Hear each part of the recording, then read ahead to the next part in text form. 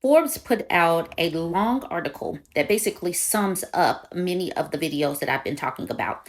Misogyny and patriarchy is pushing women to clamp down on their wombs and say no to marriage and say no to babies, period.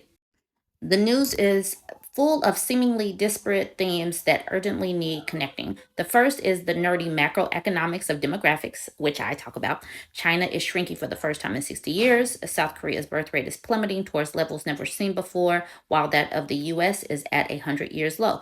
I have been talking about this.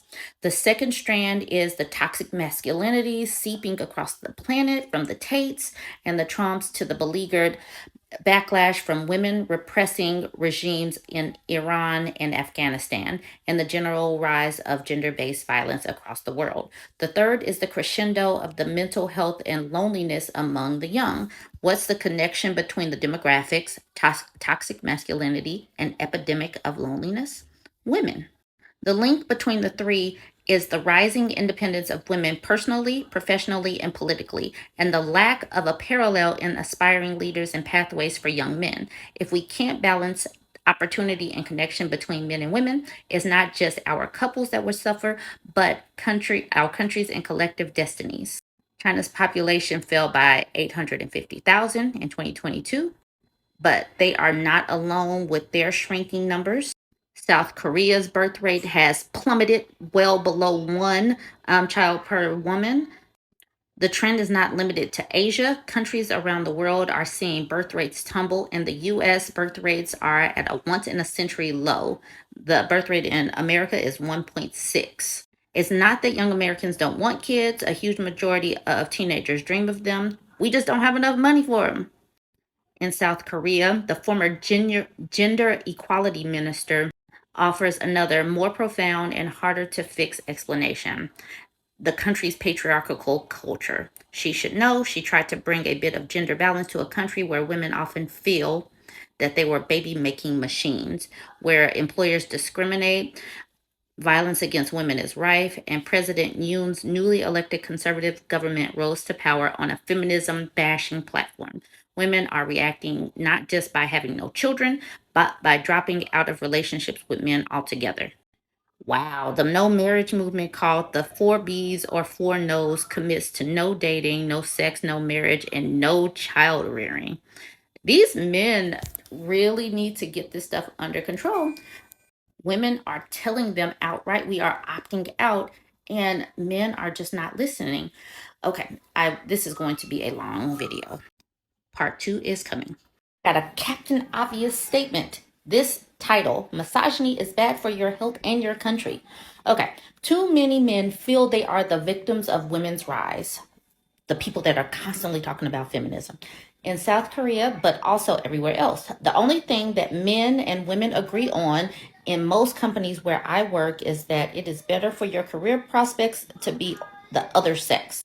These simmering tensions caused by the mind-boggling millennium-shaping rise of women in the 20th century is the perfect foil for populists and rabble-rousers like Andrew Tate Trump and their testy brothers. Misogyny is hardly a new feature for our human history. What's new is that more women than ever before are empowered to control their own destinies. And this is causing resentment amongst men because men want to control women. Also new is that disaffected men are increasingly skilled at harnessing modern algorithms and whining about everything, it seems. Toxic masculinity has always represented a threat, but its growth as a concentrated ideological marketplace is a worrying development. It tells us that conditions are worsening, and history tells us we must address the problem before it spirals out of control. The UN reported in 2019 explosively that 1 in 3 women in the world were victims of physical or psychological violence. It got worse during COVID. Love thy neighbor. How about love women? The loneliest group of people are not old, as many people think, but the 20-something young. No wonder, given the above. How do you try and explore love, friendship, and lifelong relationships in a context where gender wars, not to mention conventional wars, are raging, where gender norms are being rewritten at lightning, biologically speaking, speed with life-altering consequences.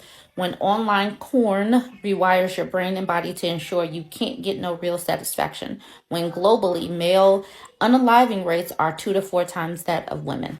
How can these dismaying and frightening trends not create loneliness and mental health challenges among young? We are witnessing an ever widening gulf between the sexes. Basically, honestly, this is just me speaking. Until men recognize that at this juncture in life, women have complete control of our lives, and that we are no longer just going to be controlled by men, they will continue to be lonely. The patriarchy has propped up men and men's egos for so long that they don't know how to react now that women have control of our own lives, livelihoods, and bodies. For too long, governments have had the upper hand. Men have had the upper hand. And now women have a hand in our own business. So men are flailing globally. So, you guys like, comment, share. Tell me what you think.